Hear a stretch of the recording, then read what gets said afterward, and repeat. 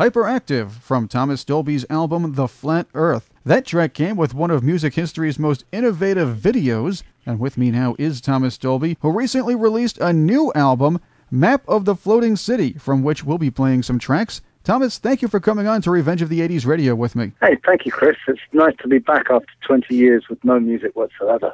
Well, you did spend some time over here just about a month or so ago. We're going to talk about that, and we're going to spend a lot of time talking about your new album, as well as the interactive social media game that you created with it. But let's start here. When you were first creating music in the 1980s, you took the concept of synthesizer-oriented new wave to a new level. What brought you into the world of electronic music? I suppose really it was that growing up in London during the age of punk rock, I didn't feel terribly stimulated by the sort of three-chord thrash of bands like the Pistols and the Clash.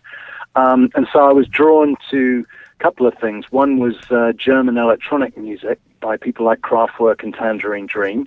And the second was the underground London electronic movement, which was sort of inspired really by Bowie and Eno's work in the mid-70s, but was played out on a day-to-day basis by bands like Throbbing Gristle and Cabaret Voltaire, The Human League and Soft Cell. A lot of future artists list you as an inspiration. What fascinated you about Kraftwerk, Bowie, and people like that made them your inspiration? I suppose it was really the idea of making pop music entirely with electronic instruments that I found interesting.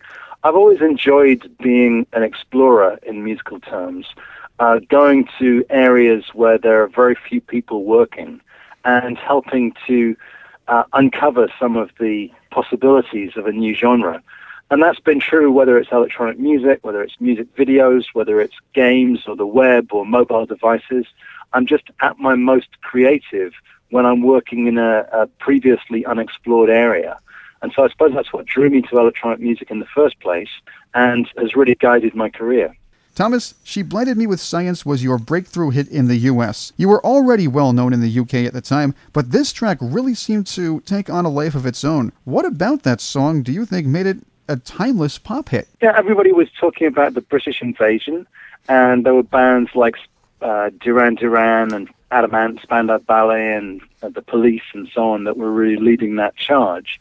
But I came along with a catchy song and a catchy look and video, which kind of went against the grain. I was not a poster child by any means. I took my image for that video from my father, who was a sort of nutty Oxford professor of classical archaeology, and did something a little bit different. I was always into the silent movie anti-heroes like Charlie Chaplin and Buster Keaton and Harold Lloyd and so on. And so when I put that video together, it arrived in the US at a time when MTV was starting to get really powerful. And radio programmers for the first time were paying attention to whatever was a hit on MTV. And it coincided also with an upsurge in sort of crossover urban dance clubs. And so DJs, in the South Bronx were spinning She Blinded Me with Science in alongside rap meisters like Grandmaster Flash and Africa Bambaataa. And so that double pincer movement really is what gave me my first hit in the USA with She Blinded Me with Science. The voiceover, the professor guy, the one you said was inspired by your father. The voice in She Blinded Me with Science was by Dr. Magnus Pyke, who was a household name in Britain because he was on the BBC several times a week, but was really unheard of in the US. And he was actually a fully credentialed scientist who was just a bit of a nutcase and became very popular in the UK on TV. But he was not really known in the US other than as the guy out of my music video. And so it got him very upset when he would go on lecture tours in the States and people would walk up behind him on the sidewalk and go, "Science!" He said it scared him half out of his skin. What all your hardcore fans in the U.S. appreciated in the 1980s was your experimental approach to electronic music and the fact that you were not only a tech whiz that pushed keys over manufactured beats, but your creations kept a strict musical integrity in mind with an eye toward adding new effects. Talk about Thomas Dolby the musician and how you mixed that with Thomas Dolby the tech whiz. Yeah, I'm a musician first and foremost. Most of my songs, I could sit and play you at the piano and you would get a full impression of the song. My songwriting craft is quite conventional in many ways. I have intros, verses, choruses, middle eights, hooks, chord sequences, and then the arrangements that I do are, even when they're electronic, they have bass parts, guitar parts, drum parts, many of which I programmed myself.